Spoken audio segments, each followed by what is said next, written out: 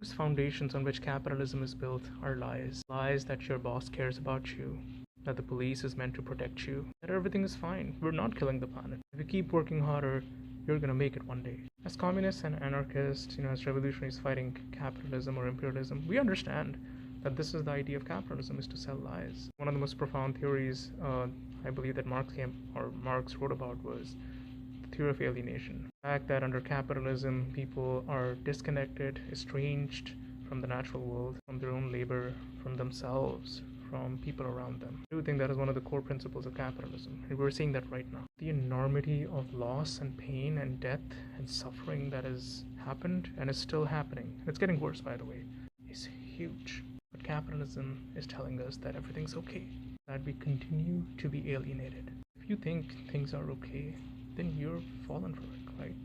As communists or anarchists, we understand. As communists or anarchists, we understand this. We understand the idea of alienation, understand capitalism needs lies to survive. One of the biggest lies right now is that the pandemic is over, which it's not. COVID is just the flu, which it's not. Thrombotic vascular disease fucks up your blood vessels, you get clots all over. It fucks up your immune system. Millions of people are dead, many more disabled. Some will never get better, and it's getting worse. We're supposed to believe, capitalists, that everything is okay. We're supposed to believe that you keep looking out for yourself and you'll be fine. Our job as revolutionaries is to expose the lies. You have to understand that this pandemic is more than anything else a war on the working class, which is why capitalists are so happy lying to you, minimizing it, because they know who's going to be dying the most, who's getting sick and disabled the most. The poorest of the poor in America and outside of it. They know very well that once the proletariat or working class people get sick, it gets much harder to organize. It's much harder to fight back. It's not easy to organize and fight back. If you're in your mid-20s and now in a wheelchair or in bed, disabled revolutionaries are still fighting, don't get me wrong, but their life is hell, largely because of capitalism, with lack of support and solidarity. Emerging communists, anarchists, revolutionaries all over, we need to expose these lies. The pandemic is not over. We are heading towards pandemicine. We're seeing multiple pandemics together, also called syndemic. At the very least, we owe it, revolutionaries before us, humanity, to expose the lies, mass educate people, ourselves, to wear a fucking mask, more importantly, to distribute masks. We have to strike capitalism at its core. It wants us to believe that everything is okay when it's not. It wants us to not give a fuck about each other when we have to. We have no other choice. I dropped out of college because they were trying to brainwash me with feminism, critical race theory. Damn, I wish it worked. Shut the fuck up. That's very interesting. But what do we do about the gays? I mean, how do we get rid of them? Morning, bad news. The Supreme Court is in the middle of a coup d'etat takeover of the U.S. government. The ultra-conservative, unelected, and unaccountable group of justices are now the single most powerful political institution in the United States, and nearly all of their recent decisions follow one central goal: removing power from the executive and legislative branches and establishing a police state while stripping citizens of their personal rights. We're only 1 year into the conservative supermajority, and already they've criminalized abortion, granted unlimited and unaccountable power to federal law enforcement, and now they're debating a case that will effectively end democracy in the United States. Ward v. Harper is a ridiculous case based on the independent state legislature theory, which is a deliberate misreading of the Constitution that has been repeatedly rejected by federal and state courts for over a century because it gives legislators ultimate and unchallenged authority to legally decide any election, including their own, without any checks or balances, regardless of who the voters actually chose. But this insane case is just a milestone. Legal analysts have been raising alarms all year, as SCOTUS shows that they will use any argument, many of them contradicting each other, to establish the bones of a Christo-fascist theocracy with these far-right lifetime-appointed justices holding all the real political power, while the executive branch is deliberately blocked by a minority conservative party in Congress screaming about drag queens and libraries, while you and I are permanently stripped of the right to ever vote them out.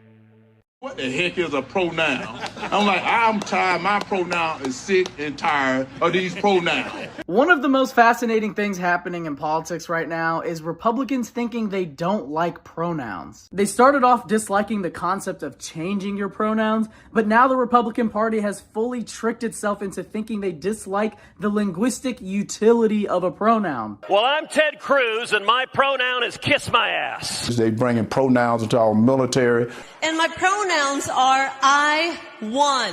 Former congressional candidate Laverne Spicer even claimed that there were no pronouns in the Constitution. The literal first word of the Constitution is a pronoun. This culture war stuff is robbing Republicans of the ability to think rationally, and yet they're still wondering why that red wave never happened.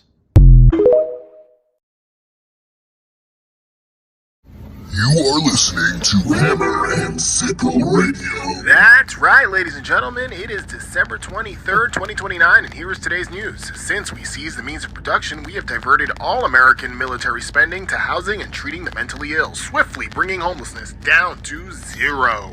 On the billionaire trials, Musk and Zuckerberg have been found guilty of 24 billion counts of exploiting the working class. The Bezos guillotine extravaganza last week drew more viewers than every Super Bowl combined, and they're predicting crowds exceeding even that for Musk. Friendly reminder to all African Americans to submit their reparations request form for this term by January 7th. And coming up next, we have cattle decapitation with What's gender reassignment? Oh, hell yeah!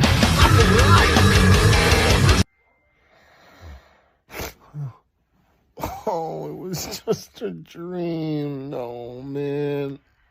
Come on.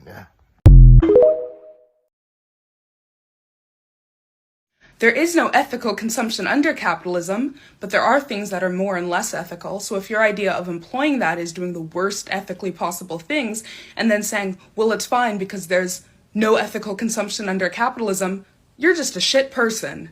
Here is why calling white people Caucasian is upholding white supremacy. So the name Caucasian actually refers to the indigenous people of the Caucasus Mountains of West Asia. The irony is that a lot of the actual Caucasians wouldn't even be considered Caucasian in America. How did this happen? In the late 1700s, a racist German pseudoscientist named Johann Blumenbach created a pseudoscientific racial classification on how attractive he found different skull shapes to be. He had a collection. When he saw the skull of a Georgian woman from the Caucasus, he determined it to be the most beautiful, and thus being the white supremacist that he was, concluded that all white people originate in the Caucasus Mountain. From that, he created a racial hierarchy, placed Caucasian at the top and everyone else under. This is blatantly false. There is no biological basis for race, and all people originate in Africa. White people are no exception. It's time to phase out this deeply racist language and give the actual Caucasians their regional identity back.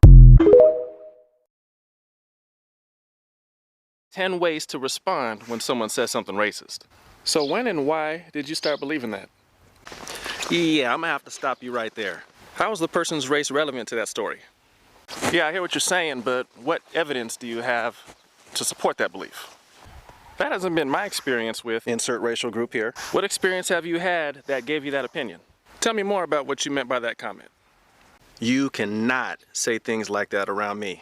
That sounded pretty racist. I don't get it. Can you explain to me what makes that joke funny? Wow. And as a bonus, here's how not to respond when someone says something racist. Hit that follow button if you connected with any of these. The spectrum is basically from center to extreme right, way off the spectrum. So the Republican Party about 20 years ago basically abandoned any pretense of being a normal political party. What happened is that the party, during the whole neoliberal period, both parties shifted to the right, as everywhere in the world, and the Republicans just went off the spectrum. They became so dedicated to the interests of the extreme wealthy and powerful that they couldn't get votes. So they had to turn to other constituencies, which are there, but were never politically mobilized.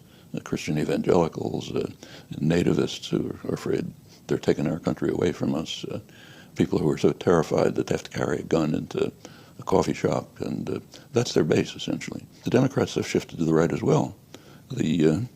Today's mainstream Democrats are pretty much what used to be called moderate Republicans. Somebody like Eisenhower, for example, would be considered way out on the left.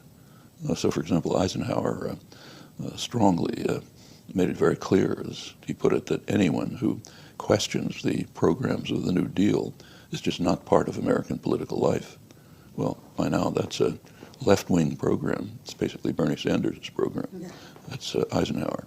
So the spectrum just is, it's true that it's broad, but in a very strange sense.